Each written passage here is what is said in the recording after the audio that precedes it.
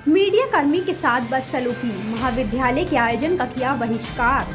राजनांदगांव के दिग्विजय महाविद्यालय में चल रही वार्षिकोत्सव एवं पदक वितरण समारोह में मुख्य अतिथि के रूप में आमंत्रित विधानसभा अध्यक्ष एवं राजनांदगांव विधायक डॉक्टर रमन सिंह को बुलाया गया। कार्यक्रम में शामिल तमाम नेता मंत्री आयोजन में उपस्थित रहे। वहीं मीडिया कर्मी को कार्यक्रम में आमंत्रित किया गया था। कार्यक्रम शुरू होते ही डॉक्टर रमन सिंह के एक पीएसओ ने पत्रकारों से बदसलूकी की और 2 पत्रकारों को धक्का भी दिया गया। साथ ही मीडिया कर्मी से पीएसओ पूछने लगे कि तेरी आईडी कहाँ है, दिखा। इस मामले में भाजपा के कार्यकर्ता और महाविद्यालय के शिक्षक मीडिया कर्मियों को शांत कराने की कोशिश की। आखिरकार मीडिया कर्मी के साथ इस प्रकार की बदसलूकी, धक्का देना, निमंत्रण देकर बुलाने के बाद भी दुर्व्यवहार करना क्या कहलाता है? ऐसी घटना देखकर तो ये साबित होता है कि अब राष्ट्रीयता के चौथे स्तंभ को अपना काम करने से रोका जा रहा है।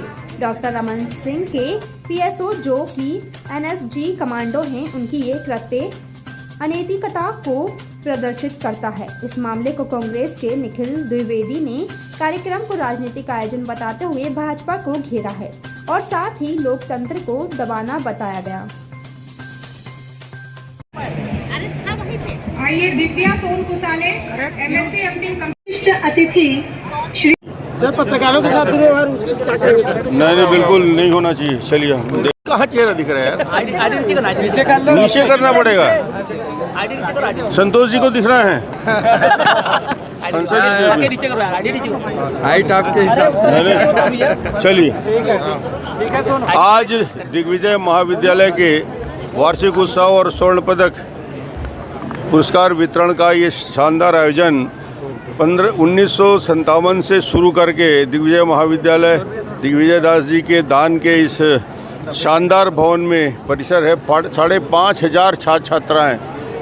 छत्तीसगढ़ का एकमात्र ऐसा महाविद्यालय है जिसने न्यू एजुकेशन पॉलिसी 2022 में ही अडॉप्ट कर ली और यहाँ के बच्चे स्पोर्ट्स में राष्ट्रीय स्तर में, एजुकेशन में राष्ट्रीय स्तर में, राष्ट्रीय स्तर के कॉम्पिटिटिव एग्ज़ाम में और अन्य में 100% सफल हो रहे हैं। आज उनके बीच आके बहुत अच्छा लगा और यहाँ 2 विषय की मांग उनको था, तो नालंदा परिसर एक प्रदेश स्तर का होगा। 11 करोड़ के लागत से नालंदा परिसर होगा और एक 100 सीट का जो यहाँ पे बच्चों के लिए प्रयास है उसको 400 सीट किया जाएगा।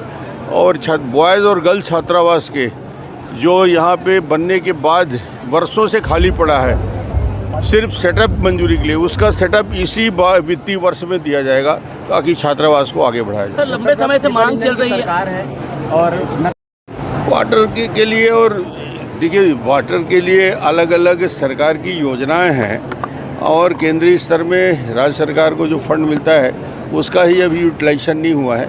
जब अंतिम दूरसंचार तक कनेक्शन चला जाएगा तो ये कमियां दूर हो जाएगी और अभी उस काम का धीरे धीरे प्रोग्रेस हो रहा है। मुझे लगता है इस समस्या का समाधान होगा। अभी गर्मी में थोड़ी ज़्यादा दिक्कत है। सर एक लंबे समय से मांग चली छात्र छात्रा जो पत्रकारिता के बार नाम लेते हैं या पत्रकारिता के लिए आगे विस्तार नहीं हो पा रहा है। 3 आपको ज्ञापन भी हो गया है, 3 बार मैं खुद पूछ चुका हूँ इसी परिसर में, ये चौथी बार पूछ रहा हूँ। कुशाभाऊ ठाकरे विश्वविद्यालय पत्रकारिता के लिए शानदार कैंपस बना हुआ है जो राष्ट्रीय स्तर में उसके लिए उपयोगी है, तो उसका काम हम लोग रायपुर में कर रहे हैं और वहाँ जाके लोगों को हायर एजुकेशन के लिए जाना चाहिए। सर पत्रकारों के साथ नहीं बिल्कुल नहीं होना चाहिए। चलिए देख भाजपा ही बड़ी कार्यक्रम है, बताएंगे इसके बारे में। दिग्विजय कॉलेज में पहले भी जब भी आयोजन हुए हैं, जैसे सांस्कृतिक कार्यक्रम के आयोजन हुए हैं, हमारी भी सरकार रही है, हमने सभी दलों को उसमें व्यक्तिगत रूप से आमंत्रण भी दिया है और पूछा भी है। लेकिन आज जो कार्यक्रम हो रहा है वो टोटल भारतीय जनता पार्टी कार्यक्रम हो रहा है, छात्रों का कार्यक्रम नहीं है। ये भारतीय जनता पार्टी का कार्यक्रम है। रमन सिंह जी और उनके तमाम भारतीय जनता पार्टी के नेता यहाँ पे उपस्थित है। ऐसा लग रहा है कि भारतीय जनता पार्टी की एक मीटिंग हो रही है, आम मीटिंग हो रही है, जबकि एक सरकारी कार्यक्रम है। इसमें यहाँ के कांग्रेस के भी जो पूर्व जनप्रतिनिधि रहे, चाहे हमारी महापौर रही है, चाहे हमारे पार्षद कुलवीर छाबड़ा रहे, इस क्षेत्र के जितने भी जनप्रतिनिधि रहे उनको इनको पूछना चाहिए था कार्यक्रम में। इन्होंने किसी को नहीं पूछा है, पूर्व जनप्रतिनिधियों को भी नहीं पूछा, जनभागीदारी अध्यक्षों को भी नहीं पूछा। और हम लोग जो छात्र संगठन के पदाधिकारी रहे हैं, यहाँ पे हमारे छात्र संगठन के लगातार चुनाव जीतते रहे। जब चुनाव हुआ है तो रमन सिंह का कैंडिडेट हमेशा यहाँ आ रहा है और आज इन्हें यहाँ मुख्य अतिथि बनने का मौका मिला है, तो ये केवल भारतीय जनता पार्टी के लोगों को ही इस कार्यक्रम में शरीक करा रहे हैं। ये कार्यक्रम में मीडिया साथी लोगों, मीडिया कर्मी लोगों के ऊपर बदसलूकी हो रही है, उनसे उनका आई कार्ड पूछा जा रहा है। रमन सिंह जी हमेशा से जेड+ सुरक्षा में रहे, उन्हें यहाँ के लोकल लोगों की जानकारी ही नहीं है कि कौन मीडिया कर्मी है और कौन उनके लोकल के रहवासी हैं, कौन राजनांदगांव की जनता है।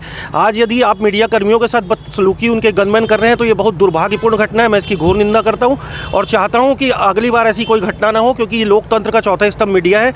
आज जो भी जनता के बीच के मुद्दे हैं या जनता की जो समस्याएं हैं, जनता के कार्यक्रम है, वो जनता तक पहुंचाने का काम मीडिया करती है। और मीडिया के लोगों के साथ इस तरीके की यदि बदतमीजी हो रही है तो रमन सिंह जी को माफ़ी मांगनी चाहिए कि ऐसा क्यों किया जा रहा है उनके गनमैन के द्वारा। पीएसओ की ऐसी हरकत को देख करके मीडिया अपने आप को बंधा हुआ सा महसूस कर रहे हैं।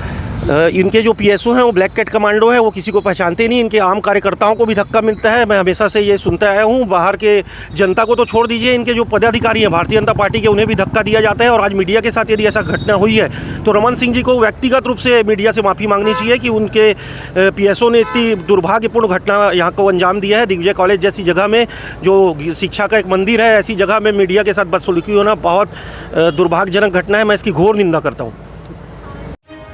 मुद्दे की बात चौरसिया सिस्टर के साथ देखते रहिए स्टार इंडिया न्यूज़ चैनल पर।